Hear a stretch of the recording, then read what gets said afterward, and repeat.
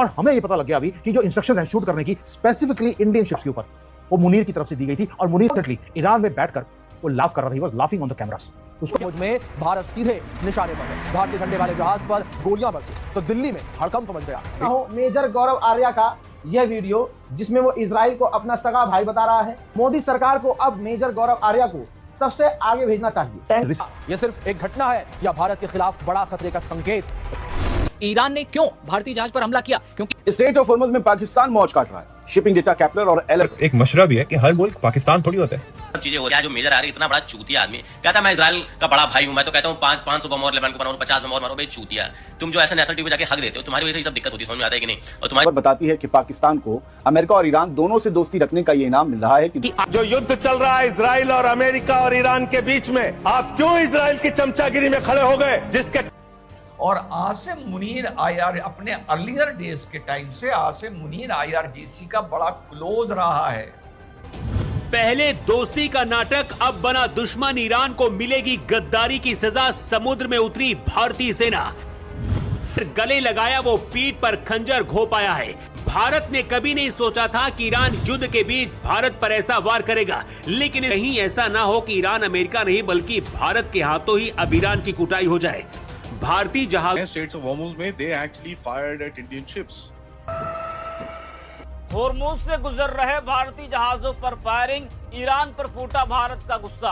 और ये गैर मामूली वाकया है, भारत के साथ हुआ है, भारत की तौहीन है, लेकिन भारत की मीडिया ने इस खबर पर पर्दा डाल रखा है। इस खबर क्या मिडिल ईस्ट में भारत को जानबूझकर शिकार बनाया गया? क्या स्ट्रेट ऑफ हॉर्मुज़ में भारतीय जहाजों पर जानबूझकर हमले किए गए?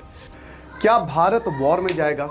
आपको क्या लगता है जो है वो वाकई में युद्ध लड़ेगा?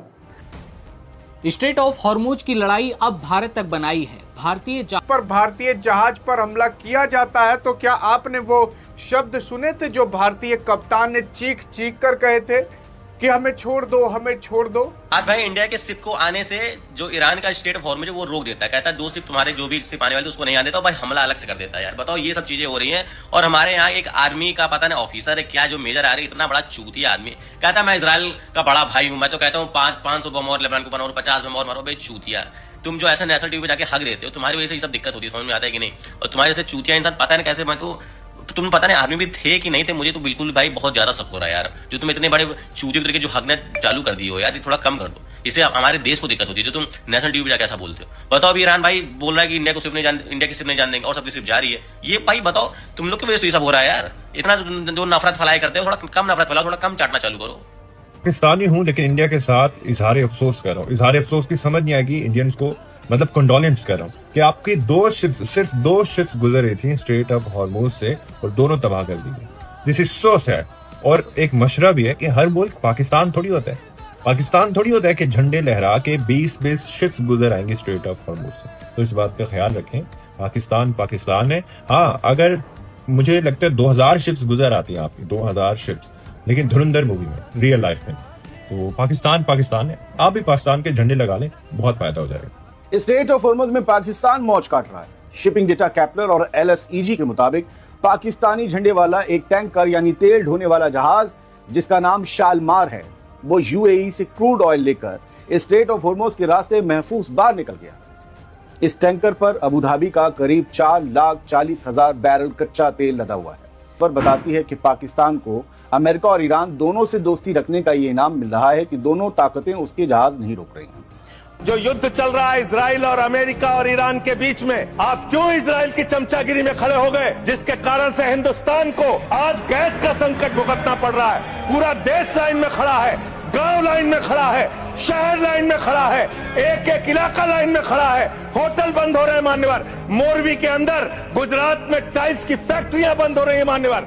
भगौड़ा इस समय कौन है पूरा देश जान रहा है। भगौड़ों के बारे में मत कहिए। देश का प्रधानमंत्री गैस के संकट के इस समय में किस गुफा में छुपा हुआ है, पहले उसको निकाल के लाइए।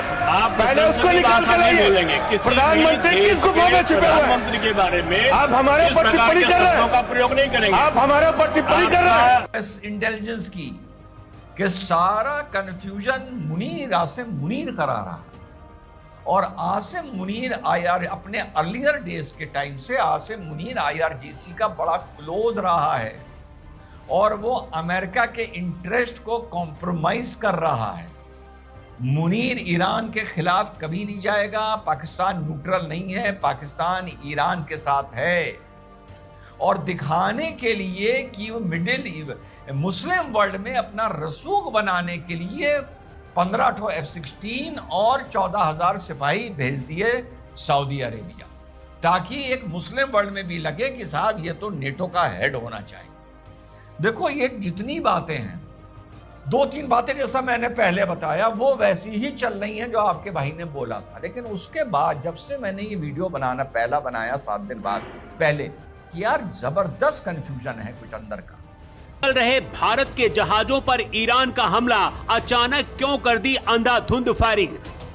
पहले दोस्ती का नाटक, अब बना दुश्मन। ईरान को मिलेगी गद्दारी की सजा, समुद्र में उतरी भारतीय सेना।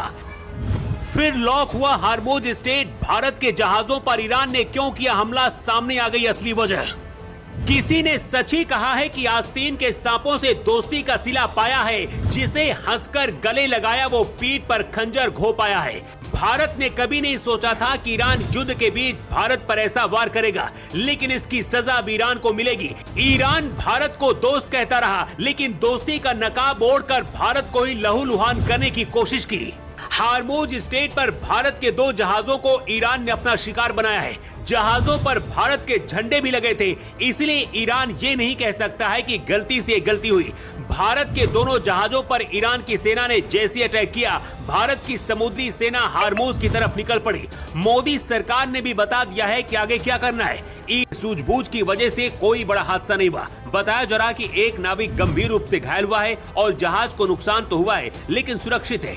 ईरान की इस हरकत को भारत के विदेश मंत्रालय ने उकसावे वाला बताया है। दिल्ली में ईरान के राजदूत को आपात बैठक के लिए तलब किया गया। विदेश सचिव ने ईरानी राजदूत के साथ हुई उच्च स्तरीय बैठक में अपना कड़ा विरोध दर्ज कराया है। किसी भी देश का हो, गुजरने नहीं देना चाहते ताकि दुनिया पर दबाव बनाया जा सके और अमेरिका पीछे हटे। लेकिन भारत को भरोसा देकर हमला करना ये ईरान की बहुत बड़ी गलती है और इसका खामियाजा ईरान को भुगतना पड़ेगा। खबर है कि भारत की समुद्री सेना अलर्ट है और आदेश का इंतजार कर रही है। कहीं ऐसा ना हो कि ईरान अमेरिका नहीं बल्कि भारत के हाथों ही अब ईरान की कुटाई हो जाए। भारतीय जहाजों पर अटैक करके ईरान ने जो किया है भारत के साथ, क्या भारत को बदला लेना चाहिए और क्या करना चाहिए? Straits of Hormuz में they actually fired at Indian ships. Now this is an incident that obviously cannot be brushed apart. Iran को हमने पूरी हेल्प करी है, सब कुछ करा है, लेकिन उसने फिर भी ऐसे काम किया।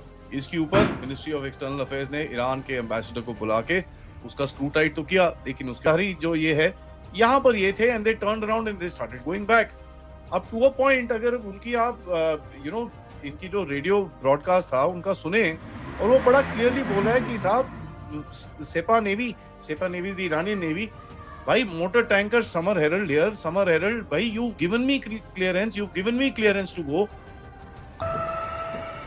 होर्मुज से गुजर रहे भारतीय जहाजों पर फायरिंग, ईरान पर फूटा भारत का गुस्सा। इस वीडियो में हम इसी पर करेंगे बात। नमस्कार, 4 PM पर आप सभी का स्वागत है। दोस्तों, एक ऐसी खबर सामने आई है जिसने भारत का गुस्सा 7वें आसमान पर कर दिया है। जिस होर्मुज को पार कर कई भारतीय जहाज आए, उससे लग रहा था कि ईरान भारत के जहाजों को कोई नुकसान नहीं पहुंचाएगा, ना ही रोकेगा। लेकिन ईरानी सेना का भारत के खिलाफ एक शर्मनाक चेहरा सामने आया है। ईरान ने सामरिक रूप से बेहद अहम होर्मुज स्ट्रेट को दोबारा अपने नियंत्रण में लेकर तुरंत बंद कर दिया। इसके साथ ही खाड़ी में तनाव बढ़ गया। नाकेबंदी के चलते समुद्र में जहाजों की लंबी कतारें लग गई, जबकि वहां से गुजर रहे 2 भारतीय झंडे लगे हुए जहाजों पर गोलीबारी की गई है। इन दोनों जहाज पर भारतीय झंडे लगे हुए थे। इस घटना के बाद होर्मुज के रास्ते से कम 2 भारतीय जहाजों ने यू टर्न लिया है।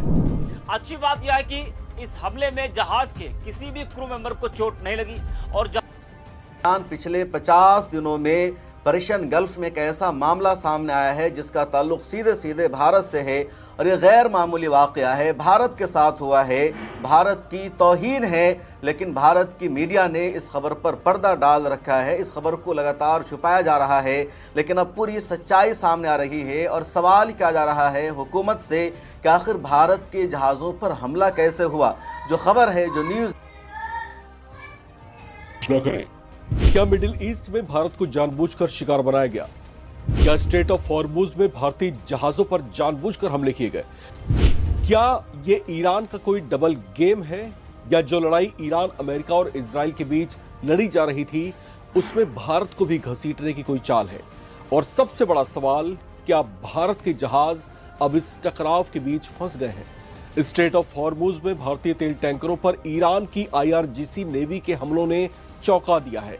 ईरान को इस बात की पूरी खबर थी कि हॉर्मुज स्ट्रेट से भारतीय तेल टैंकर गुजर रहे हैं जिन पर लाखों मीट्रिक टन कच्चा तेल लदा हुआ था।